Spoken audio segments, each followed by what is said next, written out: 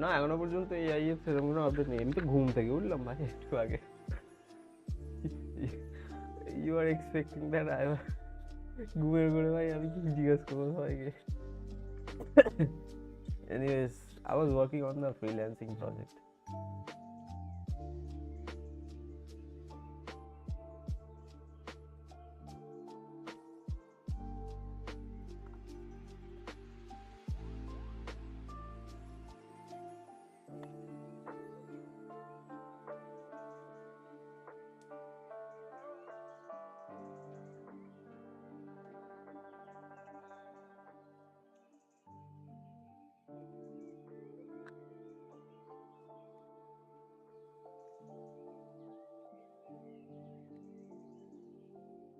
Henry, wait, let me ask Milind.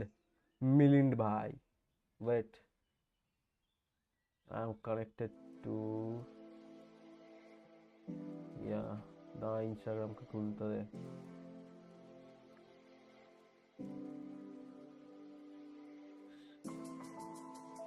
क्या WhatsApp वाली थी ना मैसेज तो।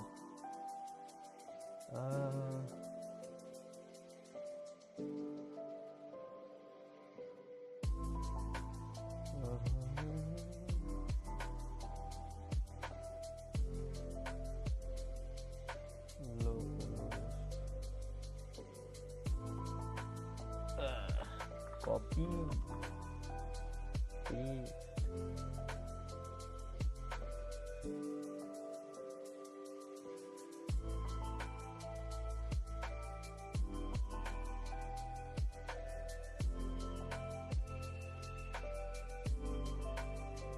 Milind bhai,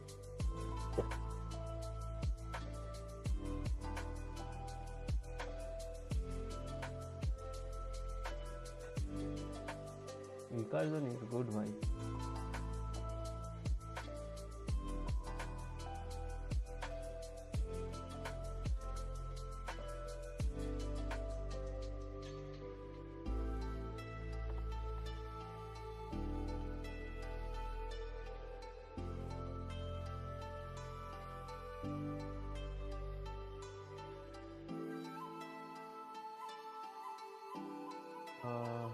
Okay, okay.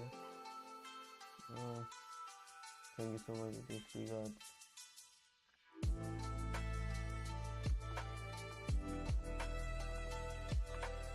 Face regard बाबा खेले थे। अच्छा विनीत के भी जिज्ञास करी। और विनीत के जिज्ञास करता है डिस्कॉर्डे। और मिलिंद भाई के जिज्ञास करता है इंस्टाग्राम में। और सब जगह যেখানে আছি। তারপর আমি আমার দাদাকে জিজ্ঞাসা করবো লাস্টে যদি কিছু না করে। I think he'll be able to tell us. এদের মেসেজ পড়ে দেখতে হবে।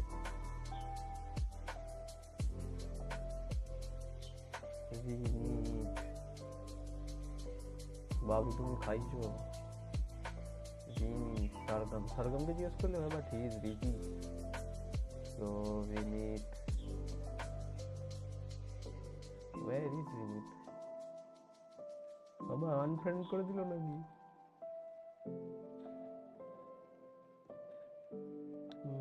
Vinit.take. Sagar is there. Pras is there. Wait. I don't know.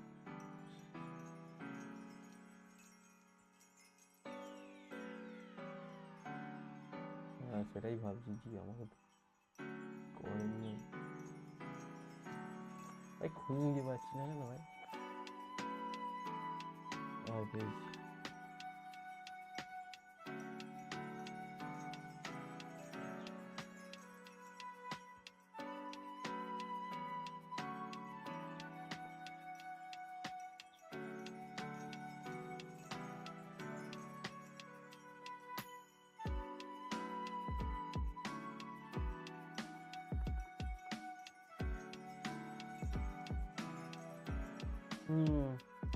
Message them both. Let's see. Vinith playing VS Code. He's always on VS Code coding.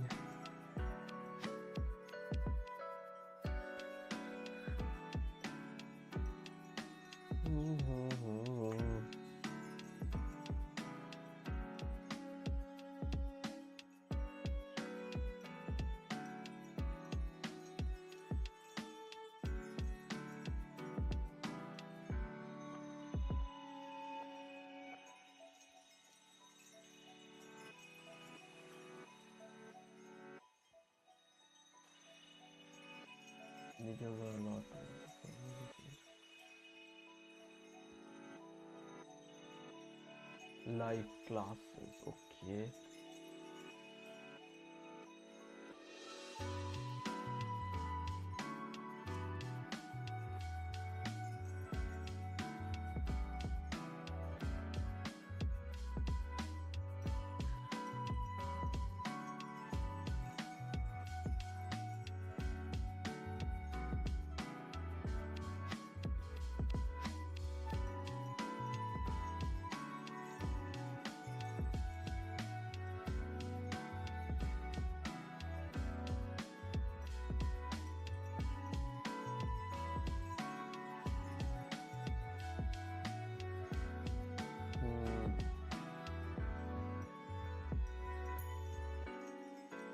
What you are doing? Let me see.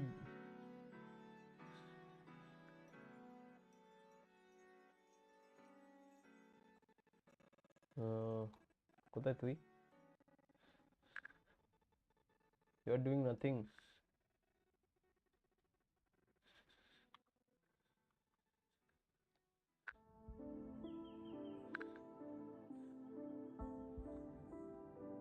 কি করছে ভাই? Editing seed.ts কি করছে? Editing services চারান নাম চারান। এরা তো সময় গেমই খেলে ভাই।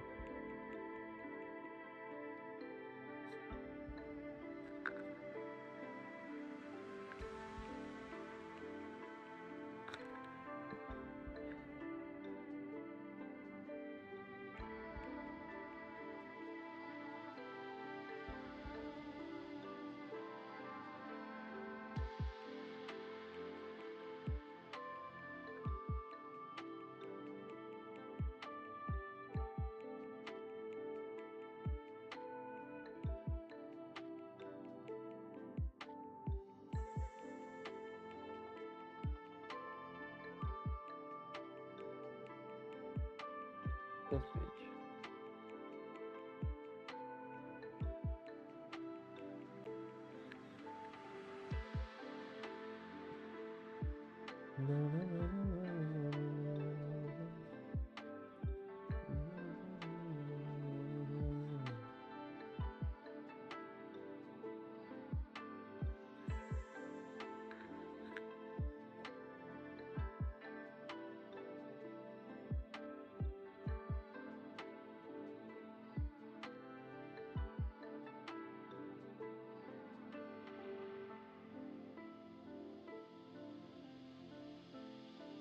Hello, how are you?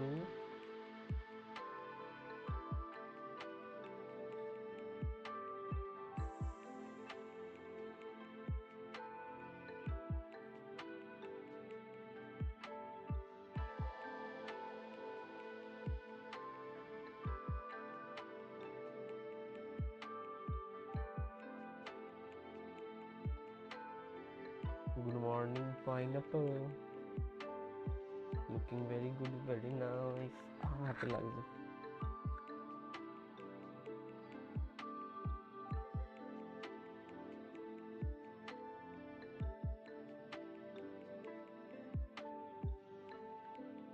I am fine too. তুমি Pintu, I am fine too.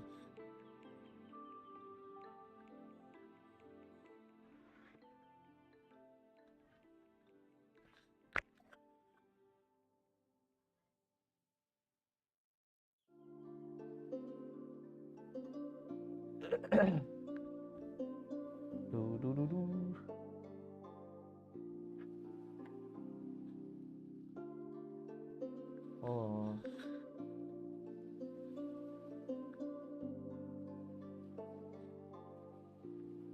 Course কার্ডে কোর্সের ডিটেলস থাকবে।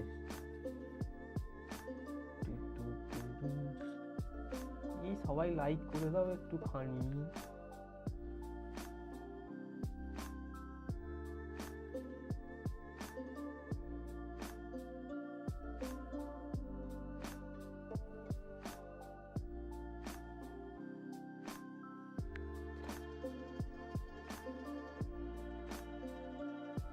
लाइक कर दो प्लीज, आपके भाई को अच्छा लगेगा दिल से।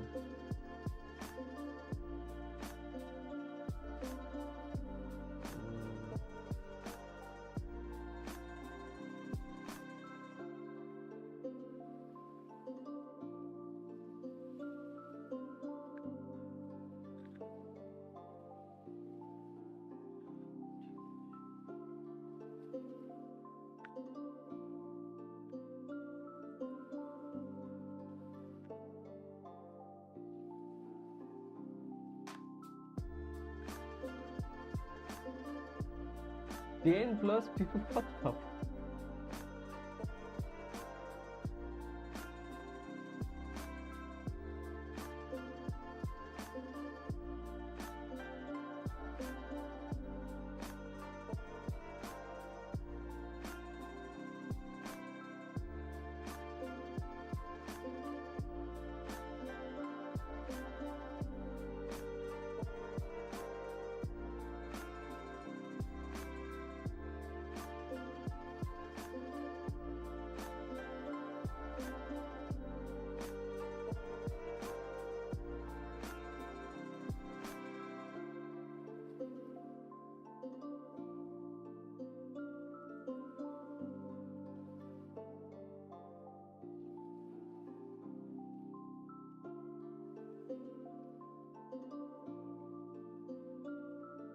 Hey.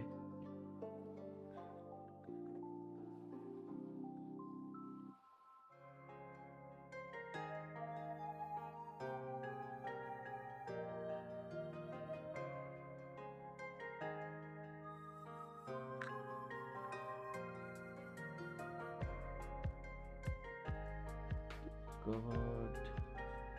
Not yet. Done, done, done, done.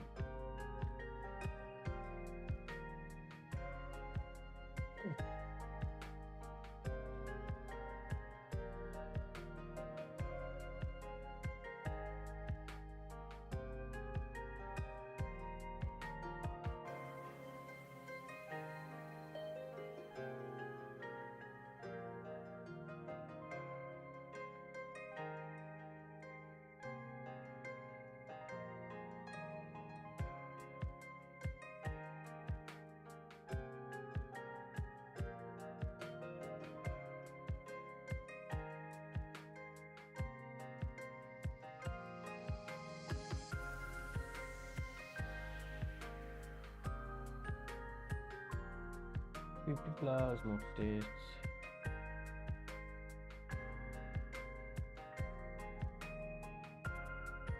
Progress.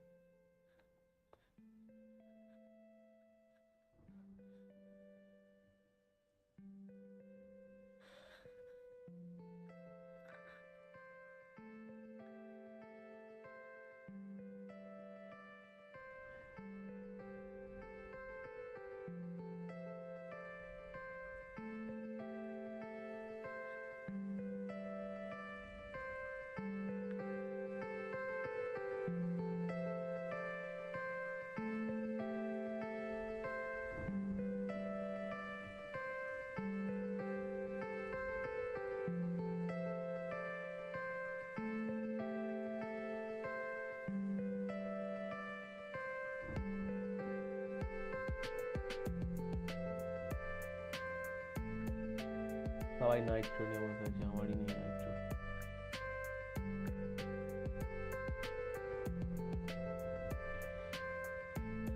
দেখ জিজ্ঞেস করে, বাট এত ফ্রিকুয়েন্ট মেসেজ করিস না, they'll get annoyed. আগে একটু নিজেরাও মানে দেখি কতটা কি করতে পারি। চ্যাট জিপিটি থেকে জিজ্ঞাসা কর what should we do, how can we make this work, then জিজ্ঞাসা করবি। এত ফ্রিকোয়েন্টলি জিজ্ঞাসা করা উচিত না।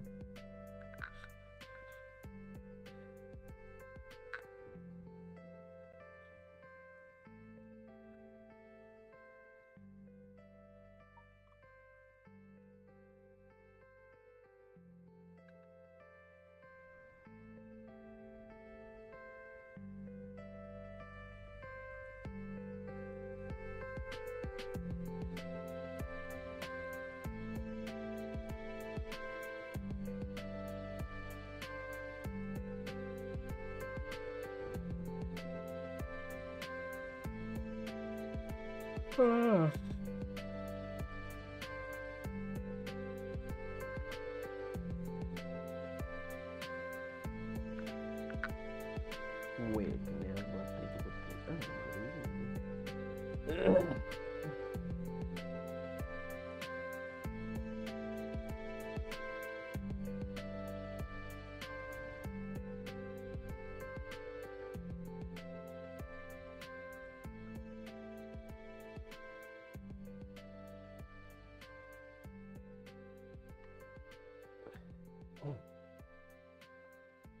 बस और की।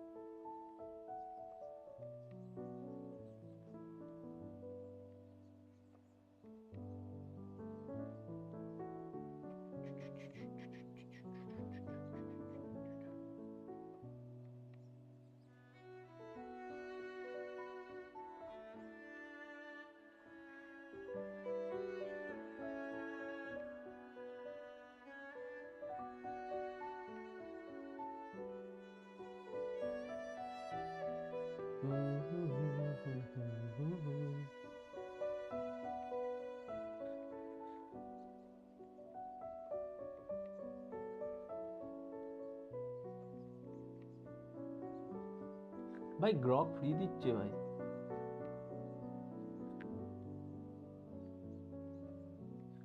গ্রক ফ্রি দিচ্ছে ভাই, আমার তো নেই। Why I'm getting the free paid version for free?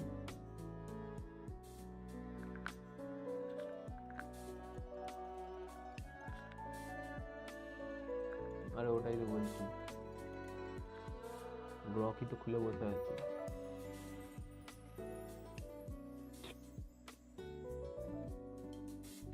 Bro, this is not me. এলিয়ার প্রোফাইল খুলি কি কি কি কি এ করেছিল দেখি, ইমেজ জেনারেশন গুলো করবে।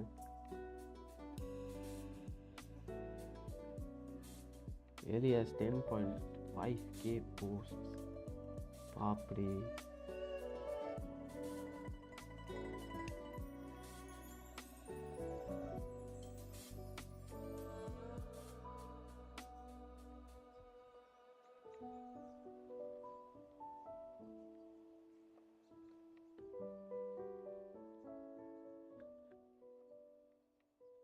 Draw me as an anime character with Krishna's hat.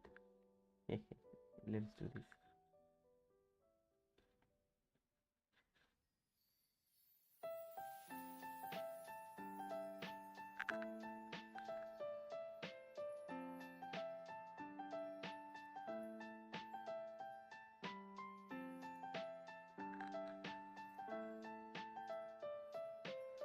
No sound because I'm not talking loud, bhai. Corpus, Grok Grok ভাববে ভাই কি এটা।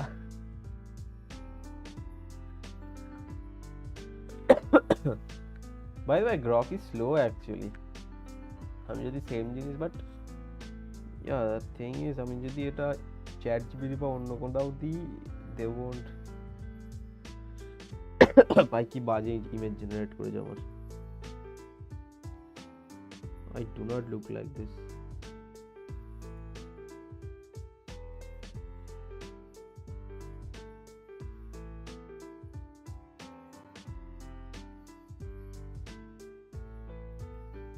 বলছি draw me as an anime character বলছে লিখবো মানে রিয়েলিস্টিক ভার্সন দিচ্ছে।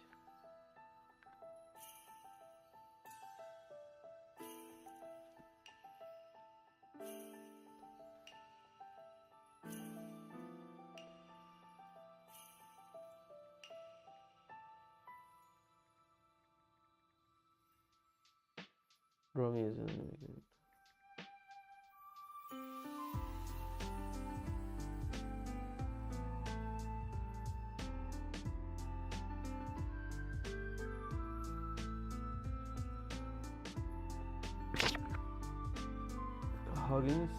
hugging face with spaces কি সেটা hugging face জানি বাট spaces টা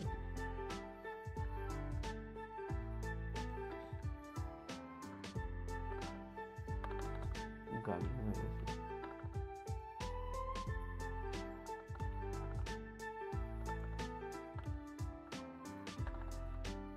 The amount of type I'm doing my PTSD চলে আসে এবার।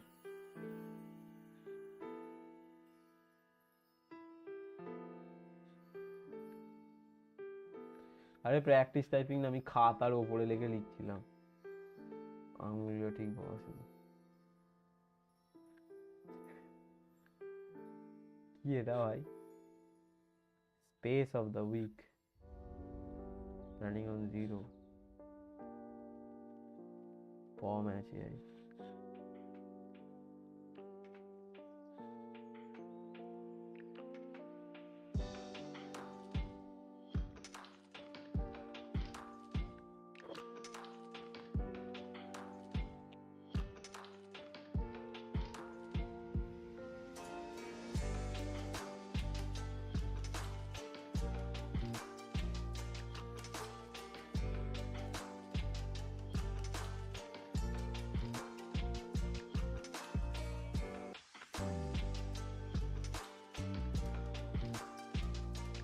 Damn.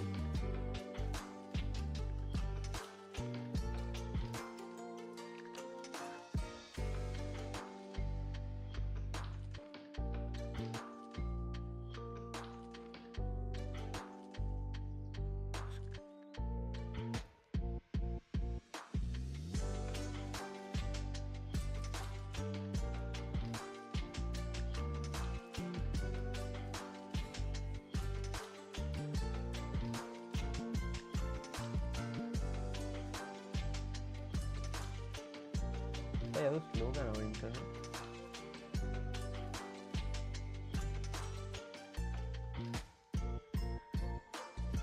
হ্যাঁ পড়াই যেতে পারে। তোর একটা ছবি দেবো এখানে আর এইটা পড়িয়ে দেবো।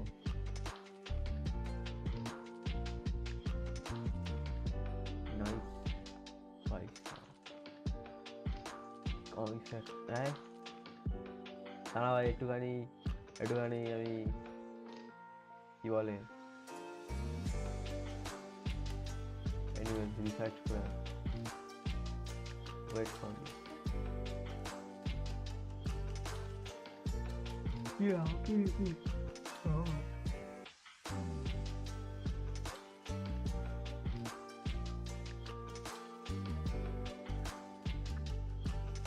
Chat window, drop file, okay.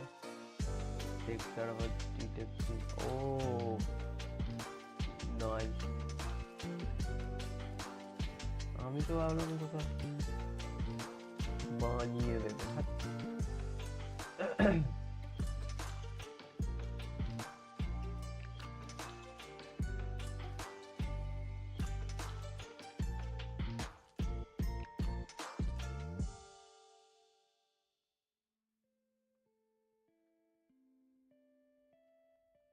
নে নে লোয়ার করে দিয়েছি মিউজিক।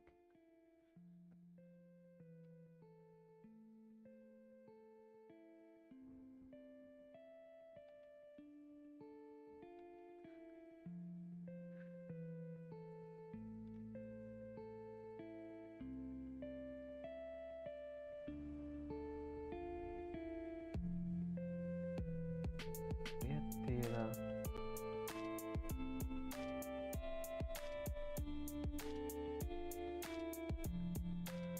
আমি কমিক জেনারেট করবে, কোথায় গেল?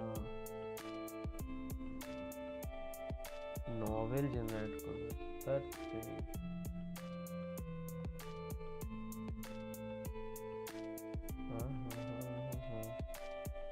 zero GPU spaces.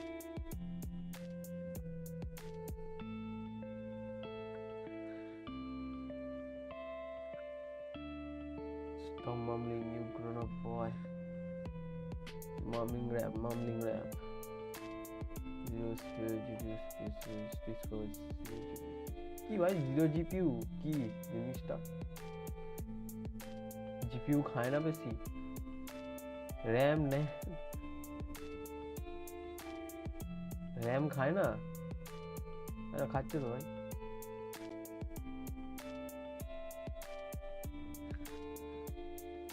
No GPU, আরে জিপিইউ দেয় দেখ না, 7% GPU, 7 GPU.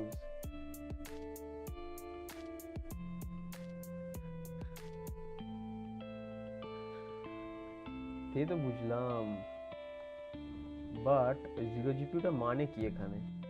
they are actually using GPU, I bet. Style generator.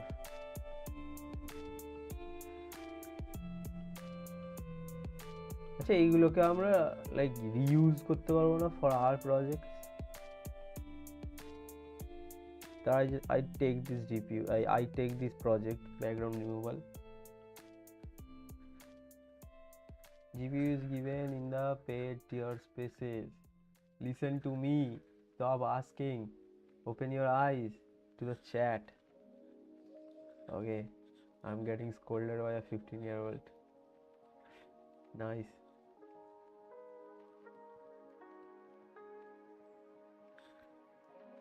Come to WhatsApp. Okay, sir. I came.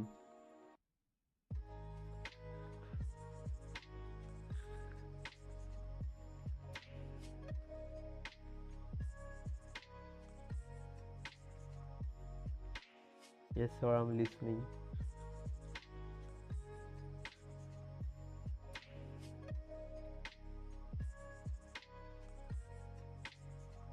Zero review means it's a free tier. I see.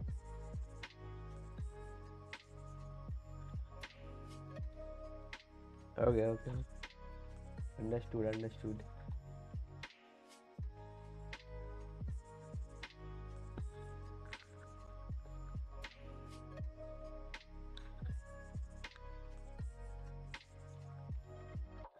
I don't know why. Like Paces is good. করা যেতে পারে চেষ্টা।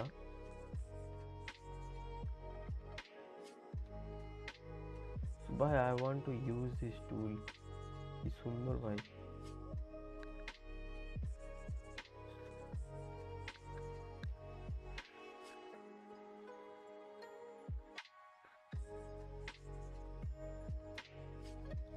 আরে কোনটা download হলো?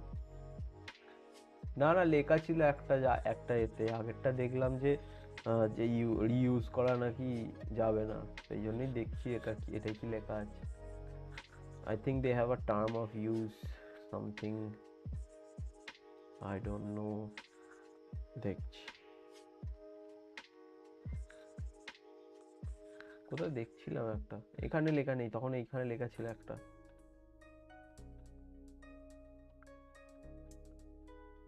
কোনটা দেখছিলাম তখন? I think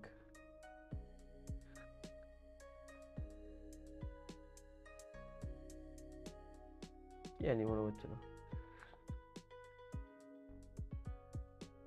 ক্রিসমাস লড়া লাক্সিমের generator.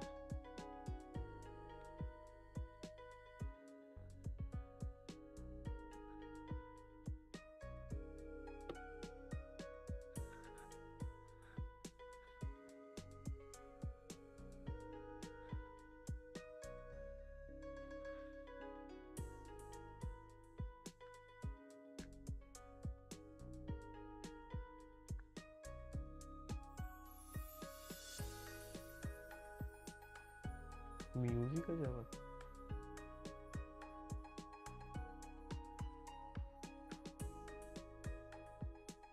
cozy winter scene with Christmas atmospheres. আরে বললাম আমি করতে।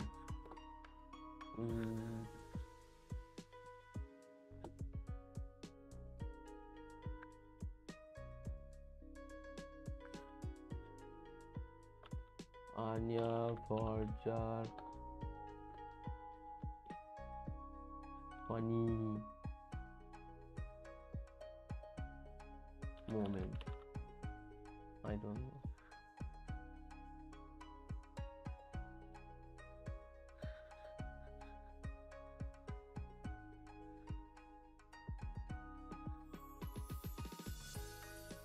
Wow, second already done.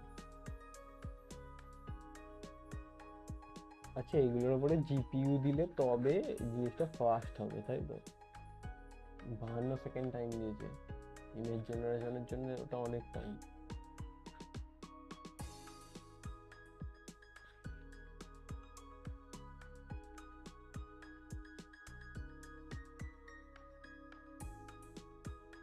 Anyways এটা করে আবার ডিজাইনিং এ ফিরতে হবে ভাই, রান করবো এখন।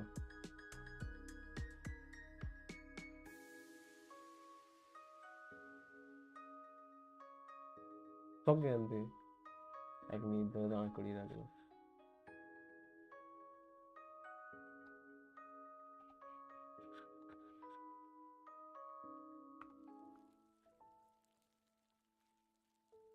এ ভাই আমার মেমোরি আবার হচ্ছে।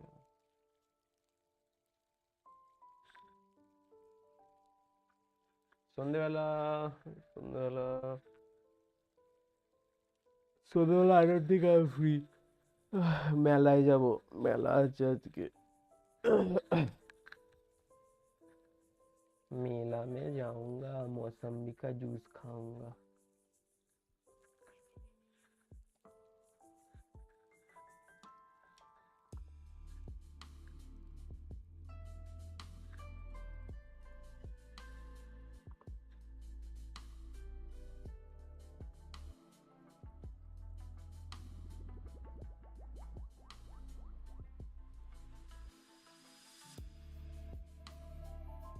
ল্যাগ করছে কেন?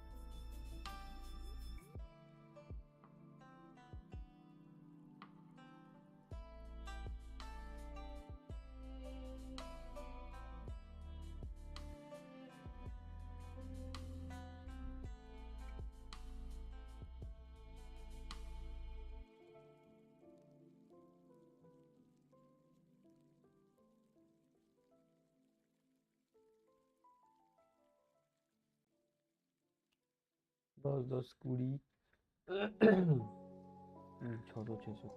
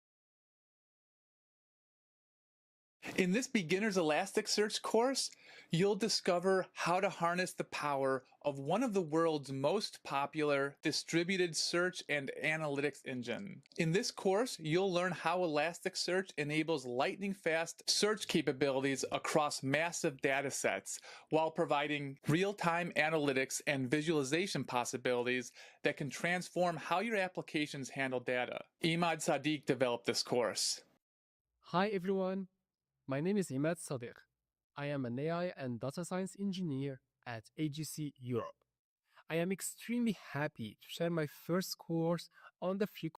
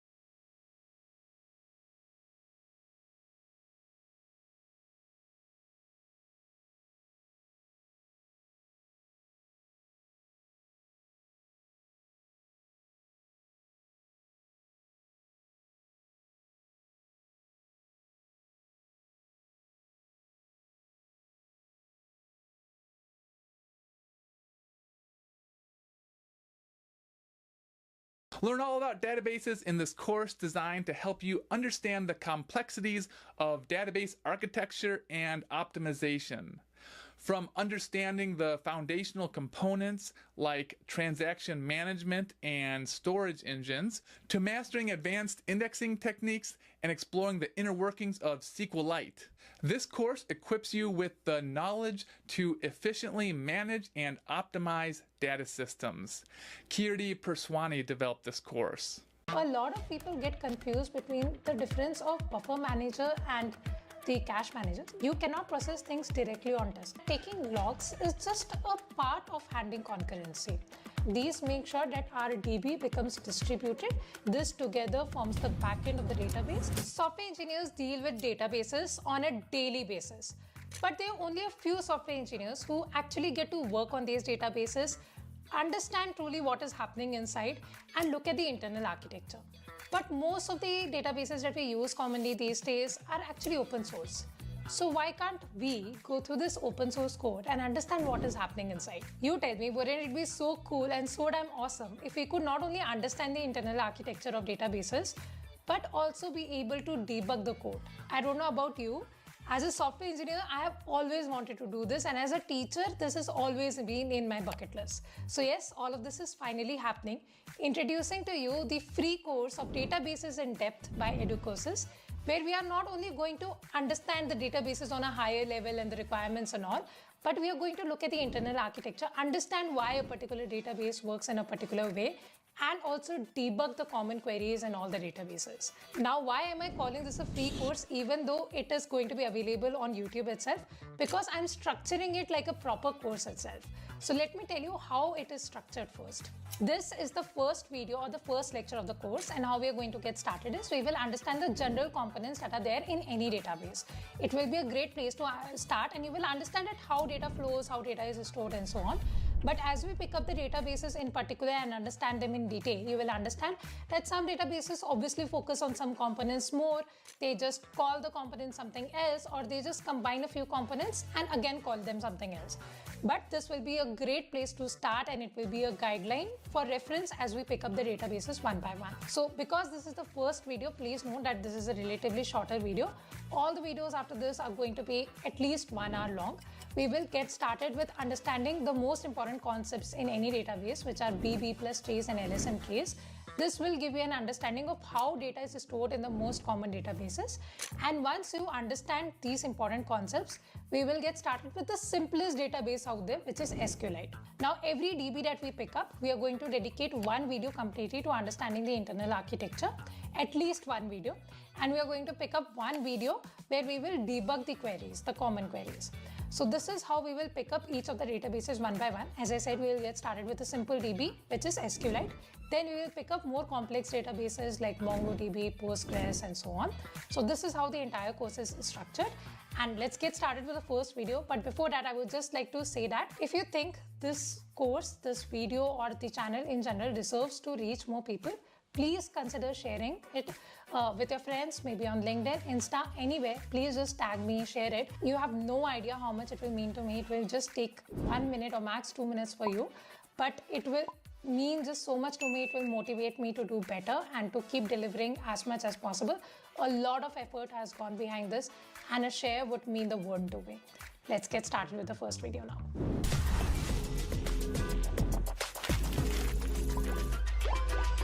In all the databases, we firstly have a client. Now, this is the client that is going to be responsible for performing the CRUD operations, which is create, read, update, delete in the DB, right? Obviously, there is going to be a DB server that is going to be running separately. So this is the entire system that we are going to understand in detail, and we are going to understand all the components inside this. Now, first thing that we want to be able to do is for this client to be able to interact with our DB, right? Now, usually DB runs on a completely different server somewhere on the network. So first thing that we have to do is to be able to communicate between the client and this DB server somehow. So our DB server obviously is supposed to have a network layer which will be responsible for the communication between this client and the rest of the components in the DB. So I'm going to quickly write the network layer over here. Now note that I said that usually there is going to be a separate server for databases because there is one exception. Now most common databases have a server dedicated for DBs, right? But SQLite, which is the most common and the most simplest database for small to medium devices. I was just talking about it, that this is one of the simplest databases because you don't even need a separate server for it. It is embeddable. That means you don't need a separate process. It is going to be embedded in the same process as the rest of the system. So it obviously doesn't need a network layer, but for rest of the databases which are commonly used, obviously a networking layer is required. And when we discuss these databases in detail, obviously these nuances are going to be more clear that these components are very important in particular databases. I just told you about it, right? But generally, obviously there's going to be a network layer to be able to communicate between the client and the rest of the components. Coming to the first component, in order to understand what is the first thing that should happen inside the database, obviously we should understand how client is sending the instruction or the command or the query to the DB. It is a simple query, right? That like select all from, or like create table or create document or insert into. So it is a command or a query. Now, first thing that DB is supposed to do is to make sense of whatever instruction or command has come in, or is the query even valid. So first thing that DB does is, so this is going to be our first component. And the first thing that DB is supposed to do is to understand that what are the words that have come in and to understand it one by one. So basically select all, from, or create table or create document. So is create a valid token or a valid word? Similarly, is select a valid word or is insert a valid word? So first component is going to have a tokenizer, and it will be responsible for tokenizing the query, basically dividing the query into simple words and tokens so that we can understand that, okay, this might mean this, this might mean this. Now, once we have divided the entire query into small tokens, we need to understand that these tokens together, do they form a valid statement? Is it a valid instruction or not? Like for example, if I do into insert or if I do table create, it doesn't make sense. Our DB will not be able to make sense of it. So whatever tokens are there, have they come in the right format? Do they together make sense of an instruction, or what do they even mean? So after that, we have a parser. Usually databases have the output of a parser as a parse tree, which is going to tell you that what are the instructions that need to be performed. So tokenizer is going to divide your entire query into tokens, and then parser is going to understand that, okay, these tokens together are making sense. This is a valid instruction, and this is what our client is asking us to do. So basically these tokens together, are they following a particular rule or not? Are they together a valid instruction? And then what can be done corresponding to this instruction? Now that is what parser is going to do. After that, after we know that, okay, this has been passed, now we know that we need to start executing this particular instruction that we have gotten. But before we do that, our database needs to understand that what would be the best way of executing this query. So for that, most of the databases are going to have an optimizer. Now see, there are many ways of executing a particular query. Our database needs to be fast and it needs to find out the best way to be able to do that. A very simple example is, we should be able to understand, do I need to scan all the rows, or can I scan just an index in order to be able to go through this query, in order to run this instruction? Or for example, we need to have some joins to run this particular instruction. So how do we execute that? The role of the optimizer is to understand what is the best possible way to be able to run this instruction or to be able to run this query. Is there something that I can do parallelly? So after this, after optimizer, we will have proper instructions or proper operations that the rest of the components need to perform. Now the entire output of this first component can be either in, say, terms of bytecode, or it can be, say, operations or instructions. The main thing is that the output should be such that the rest of the components can make sense of it. So if it is in terms of bytecode or in terms of operations, rest of the components should be able to understand what is it and what are we supposed to do. So these three together, which is tokenizer, parser, optimizer, together form the first component of our database, which you can call as the front end of the database, because this is responsible for making sense of whatever query is coming and converting into something that the rest of the database, or you can consider the backend components together, can understand and execute this query. So this is like the front end of the first division or the first component of the entire database. It consists of usually three things: tokenizer, parser, and optimizer. After the first component, now that we have the optimized plan and we know that what does the instruction actually mean, what does the query even mean, it is time that we can get started with the query execution. Now this is done by one of the most important components of the entire system, which is called execution engine. You can consider this like the most important part of the entire system, because it is responsible for firstly query execution, so query executor. Now query executor is very simple. Whatever instruction it's supposed to get, like, or whatever operations it got, like one by one, just do this. Other than query execution, it also does cache management. So there is a cache manager inside. Why cache management is needed? Obviously, it doesn't make sense to keep querying again and again. If we can just cache it, then we should be caching it. You know about caching, right? To make it faster. We'll cover it in a lot more detail in the coming videos, of course. But you should understand the basic concept that we need to cache some data instead of querying again and again. So a cache manager is needed. Other than this, there are also some utility services inside the execution engine.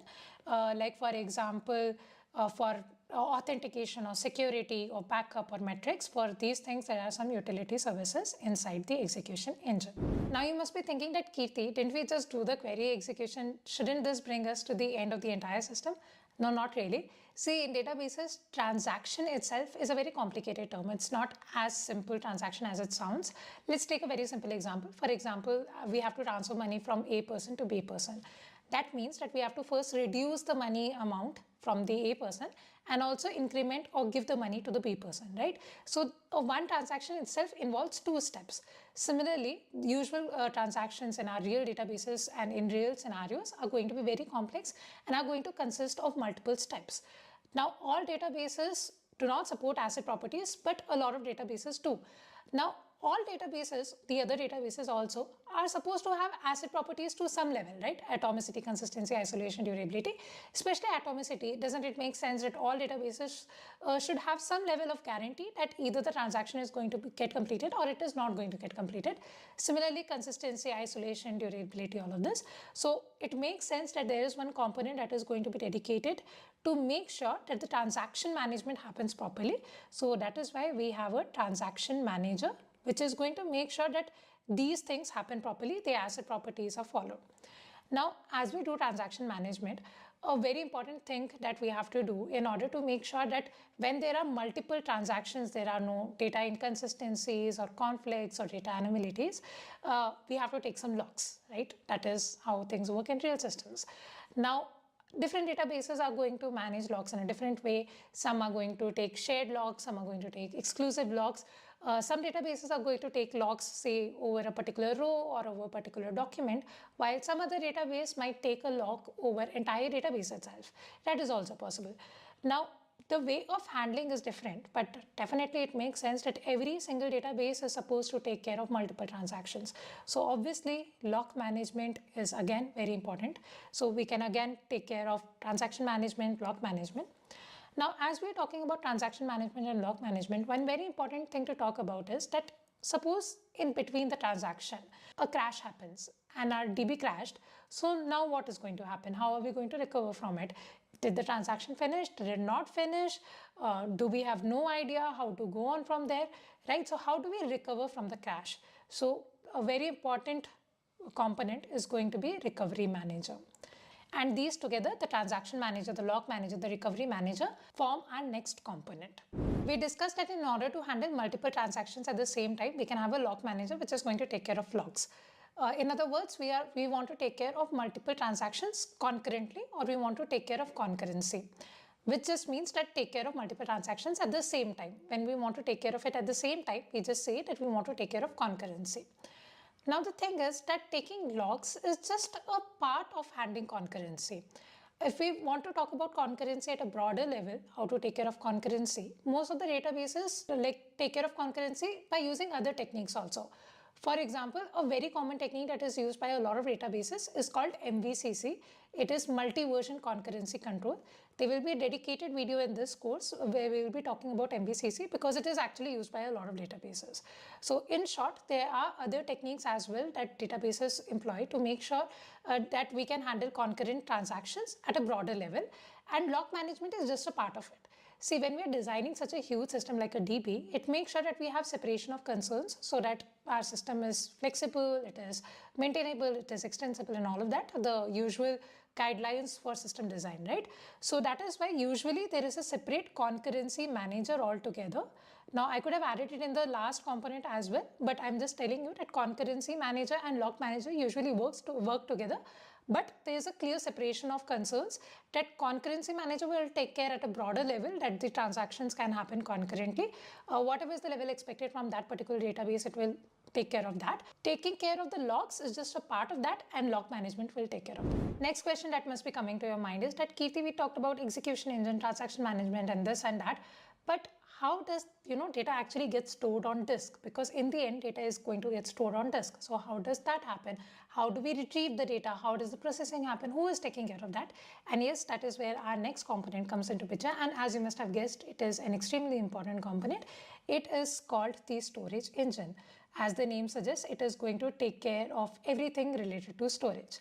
Now, let me give you some context about it. We are going to be discussing about storage engine in a lot more detail in the coming videos, but I'll give you some quick context for basic understanding. So firstly, we need to store data on disk, right? So obviously there's going to be a disk storage manager. And this is where the knowledge of B plus trees and LSM trees is going to come into picture. Why do we need them? Why are they so commonly used in databases? We are going to be discussing it in a lot more detail, but just understand this for now. See, disk is basically just like a circular proper disk. It is actually cheaper than, say, our RAM. So that is why we store data on this, and also we get persistence, right? If we store something on RAM and it crashes, it is gone. So in order to have persistence, in order to make sure that we can store lots of data in a cheap way, disk is used. Now, how does disk look like? How is data accessed? See, disk is divided into, say, circular tracks and some pie shaped. So it looks something like this. So this is how disk is going to look like. And there are, like, say, circular tracks like this. So every small component is called a page. Now, whenever you want to access something on disk, the entire page from the disk needs to come to memory. Then you can do whatever you want with it. And if you want to even update it, you need to process the entire page and put it back. This is how it works on a higher level. Trust me, we're going to discuss in a lot more detail. But the main thing that you should understand is that you cannot process things directly on disk. You need to take it, bring it to the buffer, manage it, process it, whatever you want to do, and then put it back. So this is where we need another component which is called buffer manager. Now, a lot of people get confused between the difference of buffer manager and the cache manager. So let me just make things clearer. See, caching is something that we again do for, to make queries faster only. But it is something that we can do at all levels. So you must have heard that caching we do in the front-end systems, in the back-end. So in DB, it is happening at the execution engine, as we have already seen, right? But what happens is that there can be different mechanisms for caching, like there can be LRU, LFU, and so on and so forth. This is to make the executions faster. It is a very broad concept to take care of and to make queries faster. Buffer manager, on the other hand, is to make sure that we can deal with the data that is there on disk. So how do we do that? So we have to first take out that data in terms of pages and fixed size pages. So on disk, everything that you store is in fixed size pages, like say 4 KB. So you bring the entire 4 KB to buffer, deal with it, and then put it back. So that is why you need a buffer manager. So there is a disk storage manager, there is a buffer manager. Now the thing is that dealing with disk takes a lot of time. It is a very expensive operation, and especially that we have millions of data, billions of data. A very, very important thing that needs to be done is to make sure that this happens very fast, right? And this is where, a lot of discussions and a lot of databases happen, that which storage engine a particular database is using. You must have heard, like for MongoDB, the storage engine is called WiredTiger. Their storage engines have evolved over time because it's a very, very core concept, a very important concept of a database. How fast or slow your database is going to be is really dependent on storage engine. How fast can it retrieve the information? How fast can it update the information on the disk? So that is where the concept of making, this retrieval as fast as possible comes into picture. And in order to do that, you make sure that, minimum number of reads are required from the disk, and you are able to get that particular data that you are looking for in a very fast way. And this is where indexing comes into picture. We will again discuss it in a lot more detail in the next video itself. So make sure you subscribe and make sure that you don't miss that video, because it's going to be an amazing video. Your entire concept of why do we need B trees, why so many databases use B trees, why indexing, and how much does it actually improve in terms of efficiency. We will cover all of that. I will actually show you that, see, by this many times we are actually improving the efficiency. So it's going to be amazing. But over here, the main point is that we need an index manager as well. In short, storage engine is the core of our database, and it takes care of disk storage management, buffer management, and index management. It also takes care of a lot of other things also, but these three are its main functionalities. Coming to our lowest component in databases, see, when dealing with disk, anyway, we have to deal with what? We have to deal with disk files. Now, OS plays a very important role over here. See, we might be using Mac or Windows or Linux and so on. See, every OS is going to have its own system call. Like for example, if you're doing file.open, the system call is going to be different, say for Mac, for Windows, for Linux. And our DB is supposed to support all, and it is supposed to have an interface. So there can be the lowest layer, we can call it as OS interaction layer. Or you can see it as a file system interface. So this is nothing but we are making the system call according to whatever OS we are using. As you can see, I have left some space over here. Does this mean that I missed one component in between? Not really. See, whatever components we have covered so far, these together are enough to understand the general components that are there in one DB server. But the truth is, in reality, it is rarely just one DB server. Trying to upgrade right? this Nowadays, one we want our connection to DBs something to be else. highly available, to be scalable. We want to be able to store millions and billions of data. So how do we do that? We obviously cannot store everything on one DB server. There have to be multiple DB servers. So in order to handle DB server distribution, to take care of the distributed components, there is another component which we can talk about.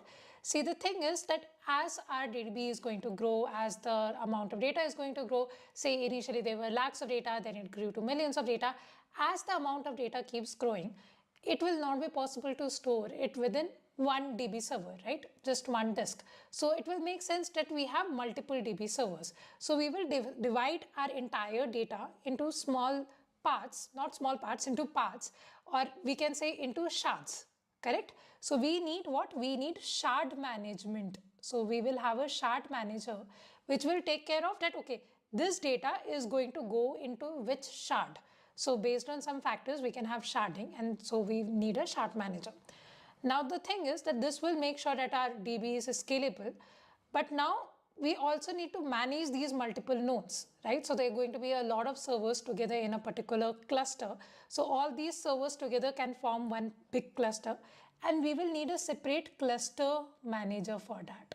And now we talked about scalability, but availability is again extremely important. We always have a trade-off, right? Consistency versus availability, CAP theorem, very, very important. So when we talk about availability, the first thing that comes into mind is replication. So obviously in our DB also we have replication, which is actually extremely important. We talk about this a lot, right? So we need a replication manager for that.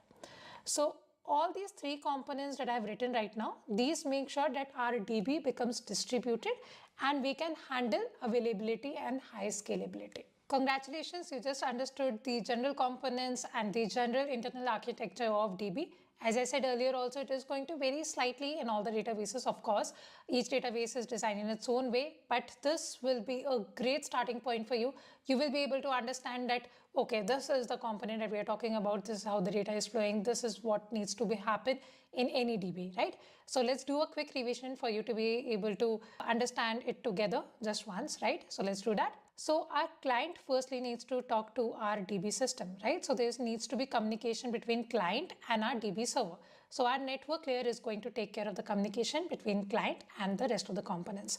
Then there is front end, which is responsible for just converting whatever query is coming to us to something that the rest of the components, or you can say this together forms the backend of the database. So front end is making sure that we convert the query into something that a backend can process, understand everything, right? So the query that is coming is in terms of English or any commands, any instruction format that we are given. Like for example, in terms of SQL databases, it is going to be a SQL query, right? Similarly, it is going to vary per database. So first thing that we need to do is first tokenize the query, understand what it means, then together see, is it following a particular grammar rule, or does it make sense to form some instruction? So we are going to parse it, and then we are going to optimize it and find the most optimal way of dealing with that particular query. Then our front end is going to pass whatever instructions we have to our execution engine. Execution engine is going to make sure that our query executed properly, and it is also going to take care of the cache management and utility services like auth, backup metrics, and so on. Then we need to take care of our transaction management. So all of these components together are taking care of transaction management, within which we are going to make sure that if needed, we follow ACID properties, we take care of atomicity, consistency, isolation, and durability. So there is lock management, which is going to help us take logs at different levels. There's recovery management, which is going to help us take care with the crashes within the DB, transaction management, and concurrency management. Now, as we discussed, lock management and concurrency management are going to work together to help us take care of multiple transactions at the same time. Concurrency manager is more broader, and it sort of uses lock manager. And one very common technique that we are going to be discussing in the course is going to be MVCC, which is multi-version concurrency control. Other than this, we talked about that this is going to help us make sure that our DB is highly available and scalable by helping us take care of distribution of DB servers. So we are going to be sharding our data based on some particular parameter. So this is going to take care of sharding, this is going to take care of cluster management, and this is going to make sure that we have backup of the data, we replicate the data, so replication management. Then comes another very, very core component. So execution engine is very important. Then storage engine is again extremely important. It takes care of how do we really store the data on disk, how do we process it, so how do we take out the data from the disk to the buffer, how do we process it, and how do we make this process as fast as possible, how do we make the retrieval as fast as possible by doing indexing. Then we know that we have to deal with disk files, so there is one OS layer which helps us deal with different OS like Mac, Windows, Linux, and so on. So this is how our general DBs are going to look like.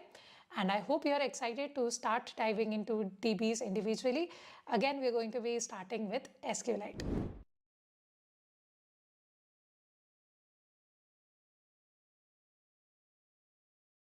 We have optimized from 100 seconds to 250 milliseconds to 3 milliseconds. We have seen number of comparisons that are required for 1 million records. So you can see this is the most efficient solution. There is a huge improvement as the number of entries grow, and that is what B-tree does. Why do so many databases use B-trees and B plus trees? Are these really more efficient than say BSTs or arrays? And if more efficient, how much more efficient? Is it okay to use BSTs or arrays in case of databases, or are B-trees really necessary? How do B-trees even work internally? Can we do a dry run to understand it in a simple way? What is the difference between B-trees and B plus trees? Are they same? And yes, we are going to cover all of this in this video. And welcome to another video in the free course of Databases in Depth by Educourses, where we not only discuss databases in theory, but we debug their code. And yes, in the next video, we are going to be starting with one of the most common databases, which is also one of the most simplest databases in the world, which is SQLite. But before getting started, it is very important that you get your basics right. And that is why this is an extremely important video. Let's get started.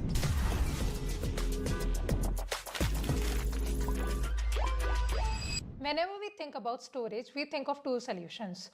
One is RAM and the other is hard disk.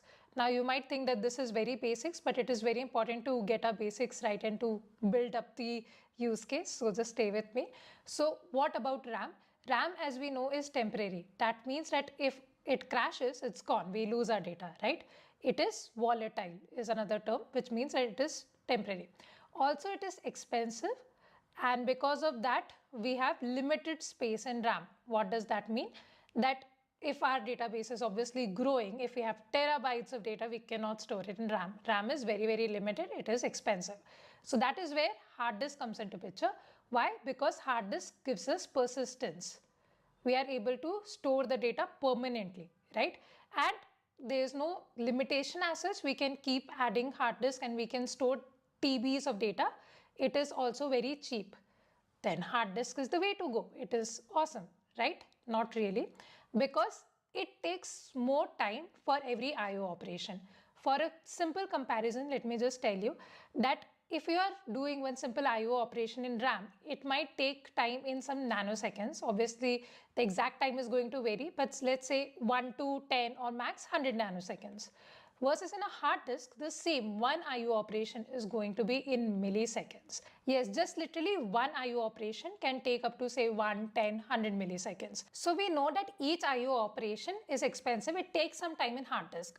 But it is very important for us to understand that why is it so? How does a hard disk look like? How does it operate? So hard disk is nothing but a circular disk platter. And how it is divided is that inside it there are some concentric circles. So these circles that you can see, these are called tracks. So each of these concentric circles, this is called a track. And then you divide this disk also into some pie-shaped pieces. So you see these pie-shaped pieces, each of them is called a sector. So like this is one sector, okay? Now, what will the intersection of a track and sector give you? So if you see, if we consider this track and if we consider this sector, what will it give us? This particular block, correct? Similarly, if we have to consider just this one block, this is what? This is intersection of this track and this sector. Similarly, if I have to consider this block, it is intersection of this sector and this track, correct? So intersection of a track and a sector is giving us what? It is giving us a file block. So now typically the file block on a disk is of the size of 4 KB. Obviously it varies with the disk. It can also be say 16 KB or like 512 bytes, but typically it is 4 KB. So what happens is that whenever we have to do an IO operation like write or read operation, what happens is that we can always read and write in terms of file blocks. What do I mean? For example, if we have to consider some data which is over here, okay, so this is one file block and we are considering data over here. Now there's some data on the left, there's some data on the right, but it is not like I can take out just this particular data. It is not like that. In order to process it, in order to process that data, I have to take this entire disk block from the hard disk to RAM. So in order to process any data, what we have to do is we have to take the entire file block from the hard disk to the RAM. So whenever we have to do any processing, like suppose we have to process some data over here, we have to take out this entire file block, get it to RAM, process it, and then put it back. You cannot directly process it over here. So the CPU can access the data that is there in RAM, and it cannot directly process the data that is stored on hard disk, not directly. So whenever you have to process any data, you have to take the entire block from hard disk to the RAM, process it. If update is required, put it back to the hard disk. So this is how it works. But let's understand what is the impact that it has on us. Let's take the example. Suppose we have 1 million records. Suppose we are dealing with 1 million records. Now, if we are dealing with, say, SQL data, each record is going to be a row. Suppose we are dealing with NoSQL DB, like for example, MongoDB, we are going to call each record as a document. So now each record can be a row, it can be a document. In our case, let's say that each record is an entry. Okay, so each entry, for example, is taking 400 bytes. So this is per entry or per record. Now it can be a row or doc or anything. Now what might happen is that there might be like huge doc, and inside that maybe some string is taking 50 bytes. There are like 4 integers, 4 bytes or 8 bytes, like that, right? So maybe total is 400 bytes. So 1 million records and 400 bytes is per entry. So now first thing that we have to understand is that one block can store up to 4 KB of data, correct? One block can store up to 4 KB of data. So this is what we said, right? So that means how many entries or how many records can it store? That means 4000 bytes divided by 400 bytes. That means one block can store 10 records or 10 entries, correct? Every single block. So it might be something like this: 1 to 10 over here, 11 to 20 over here, 21 to 30 over here, 31 to 40 over here, like this. So every single block would store 10 records or entries, correct? So I'm assuming that every file block can store up to 4 KB and every entry is taking 400 bytes. So this is just an example to understand. Okay, now in order to read 1 million records, let's see how much time would it take. So if we have 1 million records, that is 10 power 6 records, right? How many blocks would we have to read? Number of blocks to be read would be 10 power 6 divided by 10, because every block is storing 10 records. So how many blocks are required? 10 power 6 by 10, which is 10 power 5. So we have to read 10 power 5 blocks to go through 1 million records. In order to go through 1 million records, we are reading 10 power 5 blocks. And we said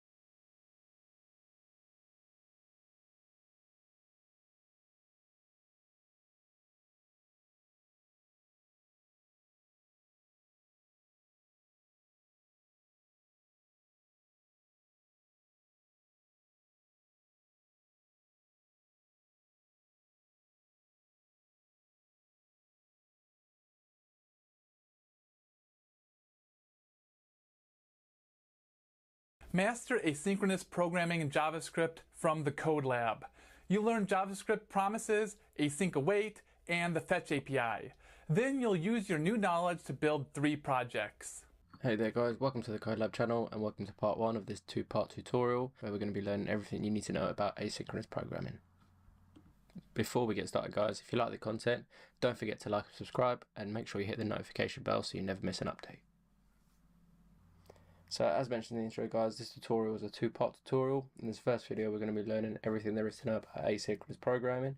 So we're going to take a look at what synchronous programming is, asynchronous programming, taking a look at callbacks, and then a thing called callback hell, JavaScript promises, and then an even better way to write promises with async await. And then we'll use everything we learned in part 1 by creating some really cool projects in part 2 using APIs. So before we get started on that, just a few prerequisites. You're going to need a basic understanding of HTML, a basic understanding of CSS, and also a basic understanding of JavaScript. So without wasting any more time, let's get into the video. So before we actually dive into what asynchronous programming is, we'll first take a look at what synchronous programming is. Now synchronous programming, as you can probably tell from this slide here, is that it just follows a strict set of sequences. So when the code runs in synchronous programming, it will follow each step in order. So it will do task 1, and then it will do task 2, and then it will do task 3. It will never do task 3 first or task 2 first. It will always follow in a synchronous manner, so it will be sequential. So let's go into VS Code now and just take a look at some synchronous programming to really drill in this concept. So we're inside VS Code here, and as you can see when we take a look at the code here, we've got a list of things to do to make chocolate brownies. Now I'm logging all these tasks to the console, so when I uncomment them, we'll take a look at the console here, and we'll see how this is working synchronously. So we'll go ahead and do that now. I'll uncomment these. And as you can see from the console, it's doing it sequentially. So it's logging the first one, then logging the second, third, fourth, fifth, sixth, and then finally 7th. And this is what I mean by synchronous programming. The code will execute the tasks in the order that you see them, and then it will just wait for each task to be completed before moving on to the next one. Now the problem with this kind of programming or synchronous programming is that it can be problematic in certain situations. And that's particularly evident when you're dealing with tasks that take a significant amount of time to complete. So let's say for example that a synchronous program performs a task that requires waiting for a response from a remote server or an API. The program will actually be stuck waiting for the response and won't be able to do anything else until the response is returned. And this can sometimes be known as blocking, and it can lead to a lot of applications appearing as unresponsive or frozen, which is what we want to avoid. And the way we can avoid that is with asynchronous programming. Asynchronous programming is going to be the process that allows the application to run a second set of instructions while also focusing on its primary or basic process. And several of the benefits of asynchronous programming is things like improved application performance, wide application to different code languages, and it's just better for overall user experience. A few use cases of asynchronous programming includes reduced inefficiencies from an application, as well as efficient data collection, which we will focus on in part 2 of this tutorial. And to really drill this concept home, in a real world example, you can sort of think of asynchronous programming as essentially application multitasking, where we're doing multiple things at the same time. So as I just mentioned, asynchronous programming is going to allow us to write a program and for that program to continue working on other tasks while we're waiting for external events, such as a network request to occur. So let's go ahead and look at a basic example of asynchronous programming using the set timeout method. So we're going to be using the same console logs as we did for the chocolate brownies. We're going to be building this basic app, but of course with a set timeout function. But before we do that, let's just number these so we know which order they're in.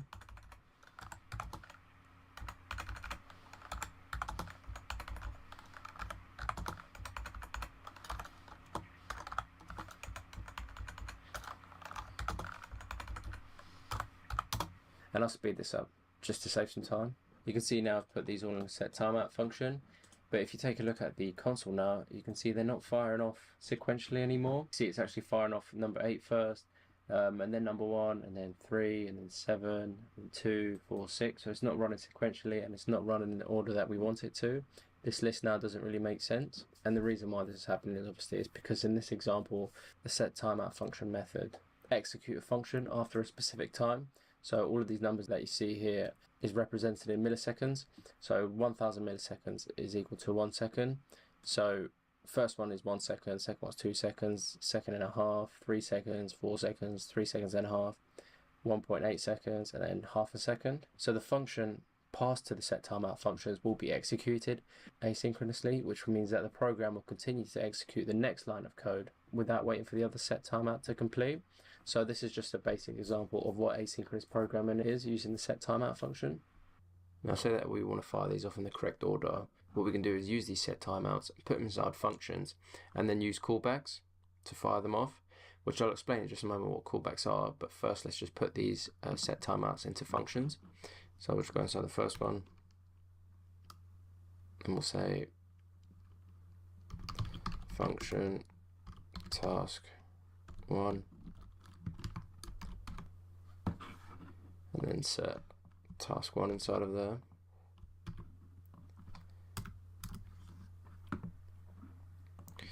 And then we'll do the same for the second one.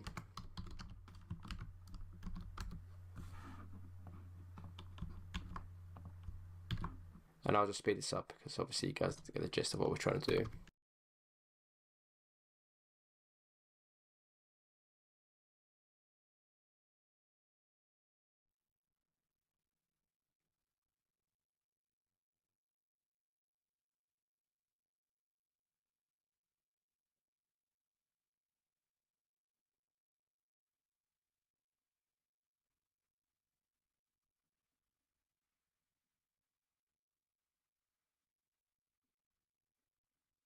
So we've got our functions here, and the way that we're going to fire this off in the order that we want it to, we're going to insert a callback inside each of the tasks as an argument. So essentially what callback is just a function that's passed in as an argument to another function that will then execute the callback based on the result. So essentially they're just basically functions that execute only after a result is produced, and callbacks have been quite an important part of asynchronous programming. So we've got our functions here, and the way that we're going to fire this off in the order that we want it to, we're going to insert a callback inside each of the tasks as an argument. So essentially what callback is just a function that's passed in as an argument to another function that will then execute the callback based on the result. Essentially they're just basically functions that execute only after a result is produced, and callbacks have been quite an important part of asynchronous programming. So what we'll do is, inside of task 1, we'll give it an argument of callback, and then we'll need this to set off inside of here. So we'll set callback, and then we'll do the same for task 2. And again, I'll speed this up.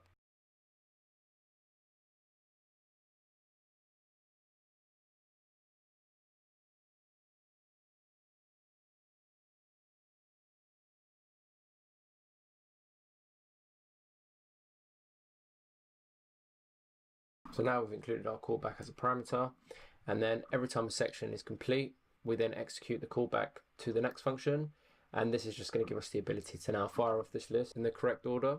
So the way we'll do that is we'll go at the bottom here, we'll grab task 1, and then because task 1 takes a parameter, it's going to take in that callback, but we're just going to use an arrow function here.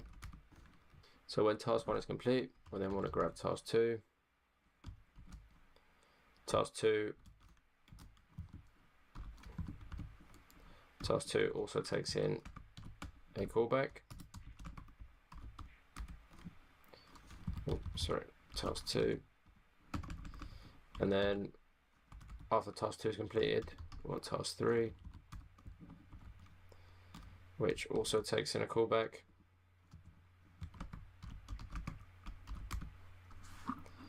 And then task 4, again taking a callback. Task 5,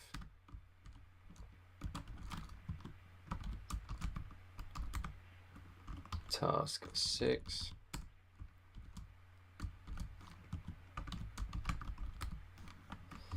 task 7,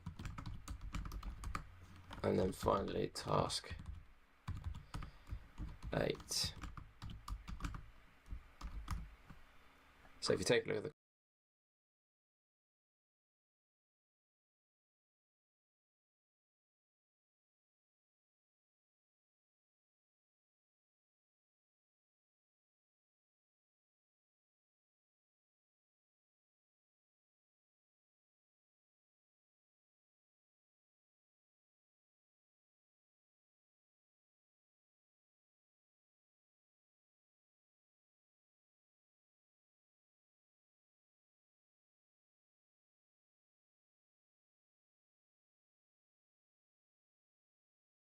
and practical strategies.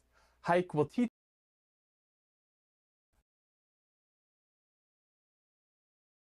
This complete system design tutorial covers scalability, reliability, data handling, and high-level architecture with clear explanations, real-world examples, and practical strategies. Hike will teach you the core concepts